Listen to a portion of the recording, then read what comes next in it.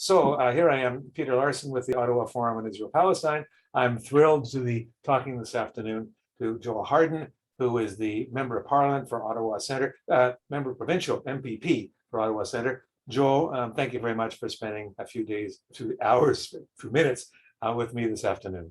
Well, the richness of your work, Peter, is that, minutes can become hours and days. Yeah. Sometimes it feels like that, Joel. Joel, you have staked out a very strong position in defense of Palestinian human rights. I saw you recently at a demonstration in Ottawa around the issue of the CBC's coverage of it. I looked on some things you've written earlier. You've actually said that you are supportive of the BDS movement, which is pretty rare amongst politicians, and either at the federal or provincial level. So where does your enthusiasm, where does your determination on the Israel-Palestine, human rights of Palestinians come from? So I would say there will be a succinct and a longer answer to your question. I would say succinctly, it comes from a commitment I have after knowing enough about Canadian history that Canadians have a unique obligation to challenge colonialism and to work to dismantle it. Because this country, in which we're all part of, is a settler colonial state. It was settled not only through violence. If you look at the early years of Canada, actually, there's a lot of mutual aid cooperation between the first people who arrived here, who looked a lot like me, and Indigenous peoples, because this country was, and for many months of the year remains, inhospitable. You really need to work together to survive it. And the history of this land it does have a lot of mutual aid in its earlier years, but as I learned, at the knee of many pretty impressive historians, people like Joan Sangster and Brian Palmer and others, I began to see horrifying images of the country in which I was raised and the myths that I was told as a young person. And I just realized that a big part of my goal here in our country and around the world is encouraging decolonization, more democracy, more sovereignty, more opportunities for people to take control of their own communities and make the decisions they want to make. So, I mean, I think about the Palestinian people all the time because this is the longest running military occupation in the world. And the silence from most Western politicians has been deafening, but there have been exceptions to that rule. I'm sure we're going to talk about that. So when I decided to say yes to my good friends here that wanted me to run for the nomination here in Ottawa Centre, I said explicitly to them that we worked in the provincial jurisdiction, but we had to remain committed human rights activists. We had to make sure that people saw in us what I think more Canadians expect of folks in public life, and that's honesty about Canada's past, present, and future. We are a colonial settler state. We have so much work to do, and part of that involves work on the global level. There are so many links between Canada and the Israeli occupation of Palestinian lands, and we should be naming them. We should be working with our friends in Israel and Palestine and around the world to help take those apart so people can live in peace. You seem to be making a parallel between Canadian colonialism, settler colonialism, a lot of people are calling it, and the situation in Israel-Palestine. Is that done on purpose? Is that what you mean to say? It is exactly what I mean to say. I mean, I will often tell people who write and call incredulous of things that I've said publicly. I ask them, what would we say as Canadians if today, right now, we were building huge suburbs in Tyendinaga territory, Mohawk territory, which is one of the communities I drive by when I head to work in Toronto. What would we say if we were building Canadian-only highways through those territories and families were separated for years? What would we say if we were taking their water, ripping their crops out of the ground? What would we say if we had a Canadian constitution that basically said, if you're white and Canadian, you're a citizen. And if you're not, then the Canadianness of Canada is at issue. I mean, it is a deeply racist project, sadly, that's being built in Israel. And there's enough voices in Israel speaking out against it that I'm confident that with a global movement, we may see a different Israel in 10 years. I'm more optimistic on that than many. But I have friends over there who are working for justice and working for peace, who are not just Palestinians. There are many Israelis who share the view that has been said very clearly by human rights groups around the world, most recently by Human Rights Watch, that what we're looking at is a South Africa-styled system of segregation and apartheid, where Palestinians are being separated by virtue of their ancestry. They're being humiliated, or there's attempts to humiliate them. Most recently, as you know, Peter, they're being thrown out of their homes on live television. Frankly, I'm seeing in Palestine a new movement, particularly of young people, that are finding new ways to express themselves and to organize, that is becoming a lightning rod for people around the world. So I am hopeful that if we keep pushing and we keep using political space to have honest conversations about colonialism here at home and around the world, we can make progress. We can make progress and we can take it on. Okay, thank you. That's pretty clear. That leads me to want to talk to you about your role or your assessment situation in a parliamentary democracy. My assessment, and please feel free to disagree, is that there are a relatively small group of Canadians who are very interested, consumed by, annoyed by the issues of Palestinian human rights, so for whom this is a very, very important issue. There is also a relatively small group of people who have the inverse preoccupation, that they're more concerned about safety and security for Jews, history of the Holocaust and all that kind of stuff. And then in the middle, there is a substantial number of Canadians who kind of feel a bit torn. They feel a bit sorry for the Palestinians and feel for the Jews and so on. Now, my question to you as someone running for office, you have very clearly staked out your preference, your support for one side of that. Not saying that I'm not trying to say that you don't think that Jews are important or they deserve human rights and so on, but you've clearly prioritized Palestinian human rights in this general debate. How does that play when you go knocking on doors? Is that generally to your advantage for the mass of people, disadvantage, or is it not figure? How does that work? It's a good question. I mean, I will often just wear my Palestinian human rights button on my coat sleeve just to see if it triggers a response for folks. There are times when I meet people for whom Israel is a big part of their identity as a Jewish Canadian, and we get into conversations about it. And frankly, most of them, I can only count on literally one hand the amount of people who are just vituperative and just this, you are an anti-Semite for wearing that button. That rarely happens to me. My experience is most Jewish Canadians are as horrified about the occupation as I am. And there are kind of stages of position around what they believe needs to happen in order for it to be better. And what I find often is the biggest roadblock, Peter, honestly, is cynicism. The sense that, well, this is never going to be resolved because, the Arabs, as Palestinians are often called in Israel, just want to push us into the sea, or they want to kill us just like generations of others have wanted to exterminate Jewish people. And I always do my very best to identify and to listen to someone when they are angry about positions I've taken publicly on Palestine, because I feel it's important for me to understand where that comes from. Because for people who are Jewish, who are aware of the history of tyranny and exploitation and outright genocide against Jewish people, I understand and can empathize with why people are absolutely militant and on top of this issue and how it's being narrated. It can include, concerns around the safety of their children.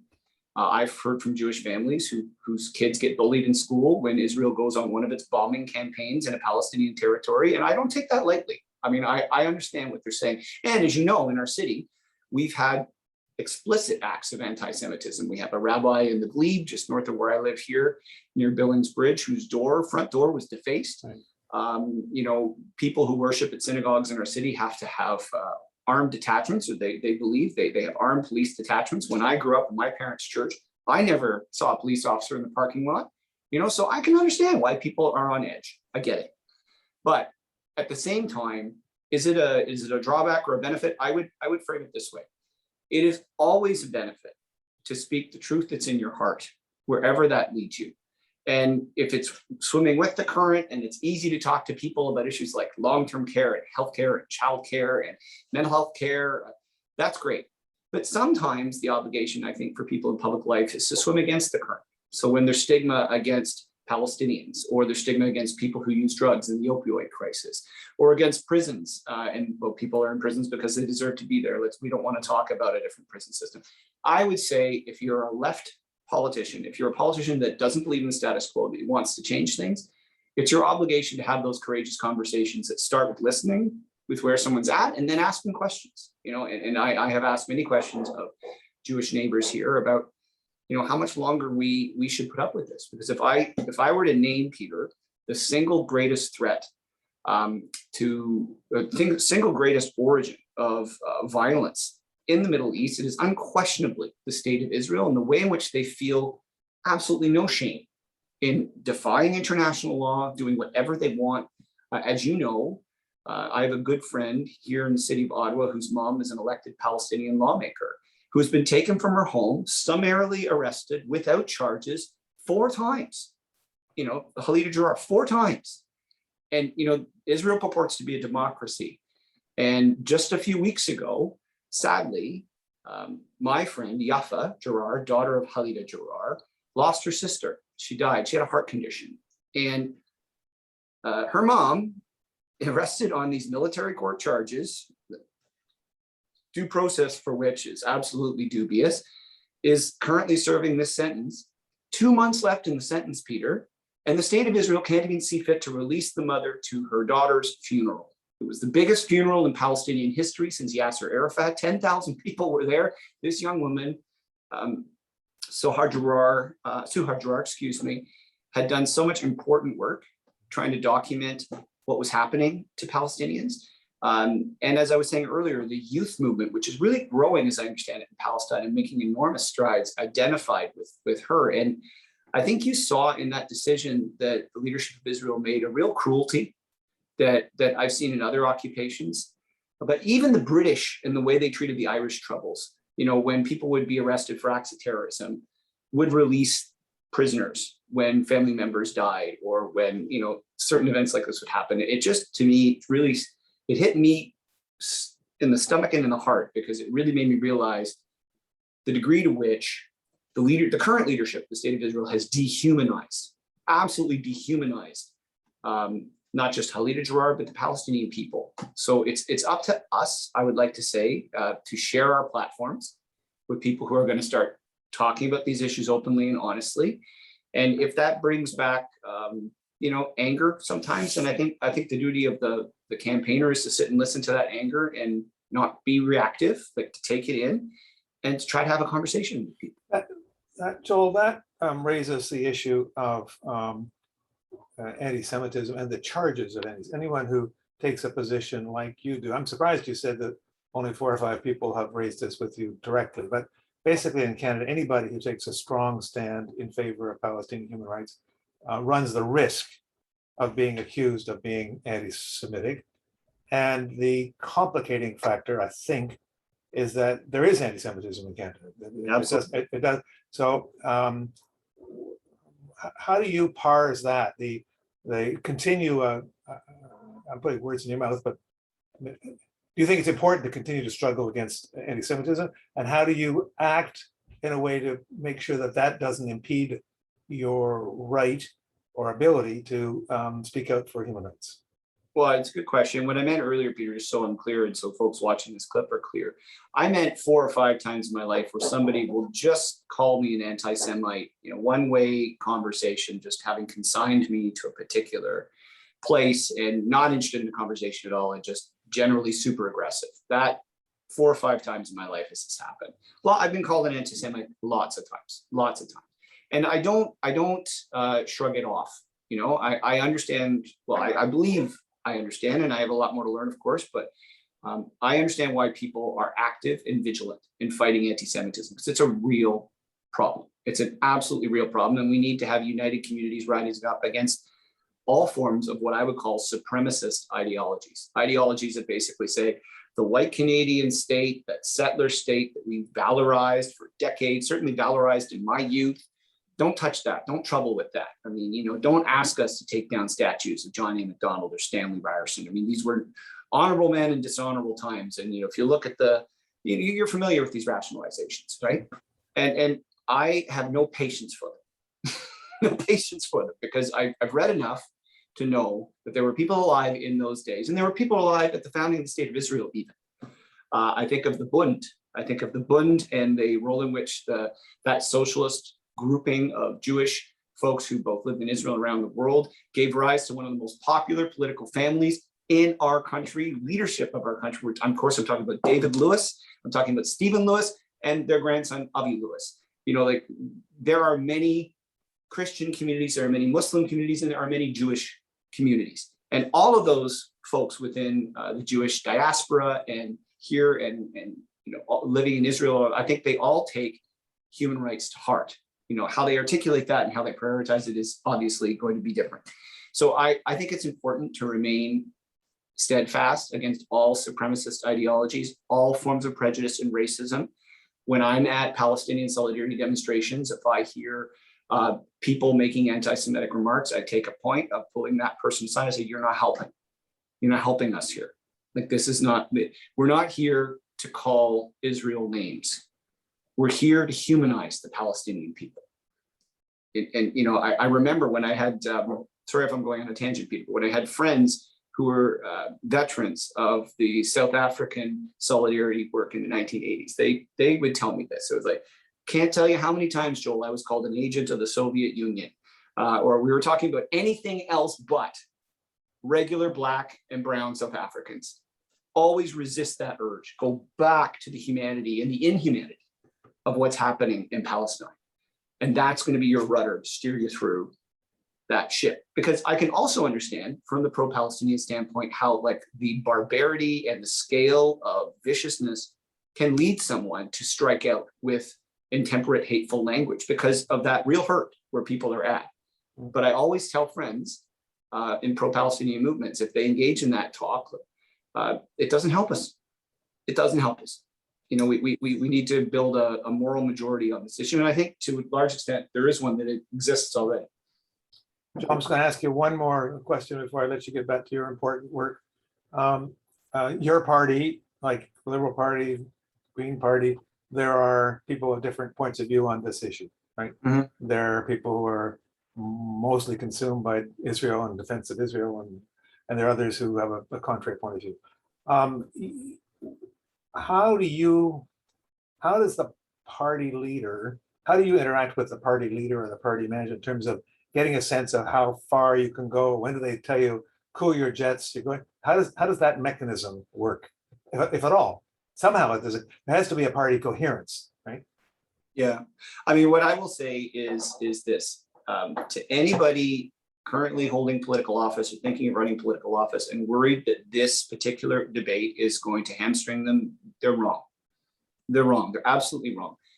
I think people are ready for honest conversations about Israel and Palestine, and particularly people in the region, not the leadership at the moment, sadly, at the top of both Israel, and I don't have a lot of love for the PLO either, right? I'm very excited about what's happening on the ground amongst Palestinian communities and amongst some Israeli communities. And right here in the diaspora, I'm very excited. Within our party in the NDP, Peter, I would say this. I would say our key to understanding this is through our Canadianness. We have colonial history that we are now, particularly now, given the horrifying things that are being discovered on the sites of residential schools, we're coming to grips with, right? And we're moving beyond words and we're taking action, and there's talk of action. That's fantastic. So we've been on a journey, a reconciliation journey. I would say the same thing. It's the same walk we have to apply in Israel and Palestine. If there are companies in Canada, if there are governments in Canada doing business that aid and support the military occupation of Palestinian lands in contravention to international law, then we need to speak up about that. If police forces are doing exchanges with police forces, either in the PLO or in the state of Israel, that helps expand settlements in Palestinian territories, it's our obligation to speak up about that. Because if that was happening to Indigenous people in Canada, Peter, we would be speaking up about it. There wouldn't be any debate in our party. Zilch. I would think there wouldn't be any debate in the Liberal or Green parties either, you know? So we can't have a double standard. I often like to say, there can't be an asterisk after the word Palestine when we can't care about human rights, because up until recently, there truly has been. You know, we will talk about human rights almost everywhere in the world except for Palestine because we're afraid of the repercussions.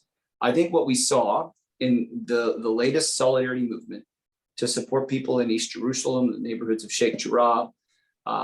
Another neighborhood is that name I'm forgetting. I think it's Sherwan. The neighborhood is being almost Sirwan is being almost entirely removed for a theme park being sponsored by the government of Israel. I mean, I think what we are seeing is a moral awakening, and the kinds of tactics that I'm seeing of resistance that the youth are employing, the 1-2 day general strike where everybody just didn't go to work, the articulateness, and if people haven't heard some of the podcasts that are out there yet, they should really scour for those Palestinian voices and Israeli voices that are speaking the truth. So I would say to all of my elected New Democrats, I would say to all New Democrats, anybody on the left, any progressive person, really don't care where you locate yourself on the political spectrum. Now is the moment for us to extend our compassion to dismantle colonialism in Canada to the world. I was doing an event the other night for solidarity with the people of Kashmir and Jammu. The story is very similar. 7 million people living under military occupation for the last 2 years. Paul Dewar, my predecessor here in Ottawa Centre at the federal level, did incredible work to talk about conflict minerals and conflict mining and how Canadian mining companies were ruining African communities and Asian communities with their activities. I think as Canadians, we should wear that human rights advocacy as a badge of honor. But that badge is tarnished if we make an exception for Palestinians. That has to stop. And I think it is. I'm looking at a debate in the federal caucus from my friend Matthew Green, Leah Gazan, Mumalak Kak. There's just incredible growth. And when Jagmeet Singh, our federal leader, took the public position of saying to the Prime Minister, it is time to end military shipments from Canada to Israel because of what's happening with the latest hostilities from Israel as the occupying power. I can't tell you how many people that reverberated back to me who said to me that this is the first leader of any political party they had seen having the courage to stand up on this issue in a principled way. So, for sure, there are people in the party who are much more aligned in thinking that Israel is the victim here. I've heard that a fair bit, and we need to keep having conversations with those colleagues who believe that. But I mean, at the end of the day, Peter, I really believe we have an obligation. When I was a young guy, I remember when Mandela came to Toronto, and I'll end with this. Mandela came to Toronto, and he stood outside the legislature, and he was there with David Peterson, and he was there with the Liberals and the Conservatives, and he just was everybody's applauding this guy as he emerged from the Ontario legislature. And my friends in the South African Solidarity Movement here tell me in the 1980s there was no way you could imagine that spectacle in the late, when this would have been early 90s, like mid 90s. You can imagine that spectacle now. And when I walked to my office in the legislature, Peter, right near the cafeteria, there's a montage of photos, and there's a picture of Mandela and then Premier David Peterson and others. I like to touch at that picture sometimes. So just remember, history has a memory. It was transgressive at one moment to speak up in support of Mandela and the ANC because they were in an ugly war and there was violence on all sides, and there's no doubt about that. The same is true now. So our goal is not to tell Palestinians or Israelis what their state should look like, in my opinion. Our goal is to get Canadian complicity out of the occupation. If we can do that, we're making huge strides. Joel Harden, Member of Provincial Parliament for Ottawa Centre, thank you so much for sharing your very strong and very well articulated views with us. I hope I have an opportunity to quiz you some more sometime in the future. I'd love it, my friend, and thank you for all the work you do, because I have talked to graduates of your programs. Everybody watching this, keep at it, because Peter will take you on a great journey.